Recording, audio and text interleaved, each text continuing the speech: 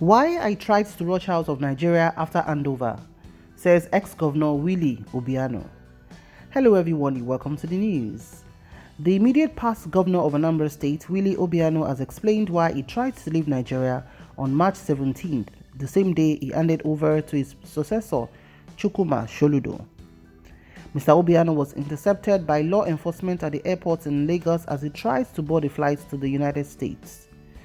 That development triggered speculations that the former governor tried to evade arrest and possible prosecution by the Economic and Financial Crimes Commission, which had in late 2021 placed him on its watch list.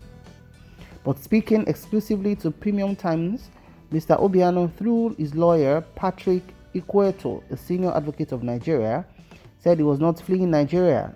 He said he was rather hurrying to keep a doctor's appointment to treat a semi-fatal condition. He was not running away, Mr. Ikweto said. Why will he run away when his family is here and he has a lot to do here? The fact is that Obiano has a medical condition for which he had a prior appointment to see a specialist doctor for treatment at Spring Creek Urology Specialist LLC, Houston, Texas, USA.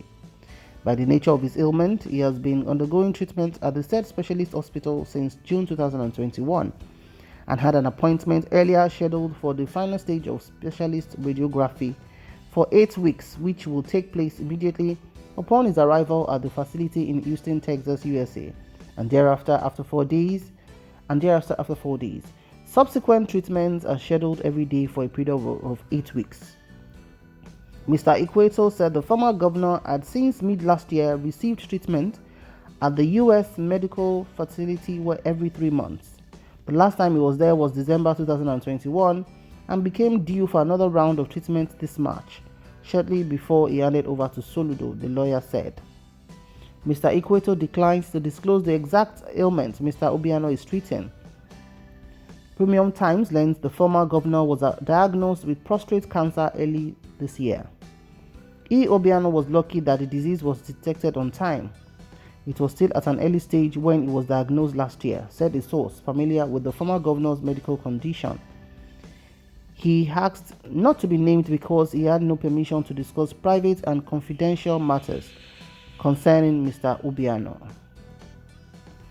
Mr. Ikweto also said Mr. Obiano got permission from federal authorities to travel for urgent medical treatment and that the former governor was surprised that after he was given assurance that he could proceed on his trip, he was blocked at the airport.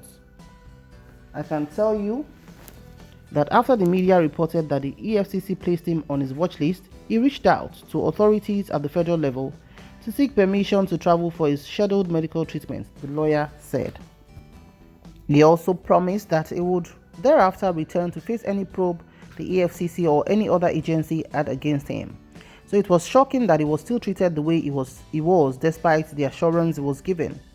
Again, Mr. Ikweto declined to say who exactly Mr. Obiano contacted at the federal level. He repeatedly evaded the questions the multiple times one of the reporters asked him. But independent findings by Premium Times indicates it was the Attorney General of the Federation, Abubakar Malami, that Mr. Obiano contacted. Mr. Malami reportedly told him to proceed on the trip and promised to advise the EFCC to suspend action on his case until his return from the United States. The EFCC is one of the agencies Mr. Malami's ministry supervises.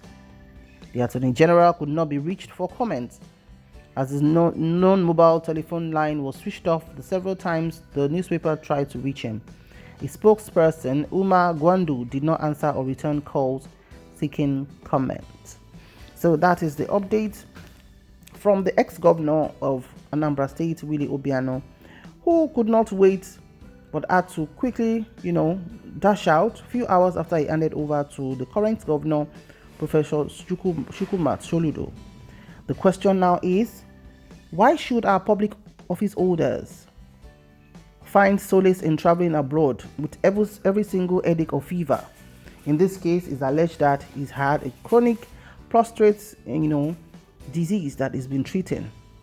If every governor have done is the best that he could do, I'm sure they will not have rounds of traveling abroad to treat every single ailment. And it must interest you to know that it's not just about the governor.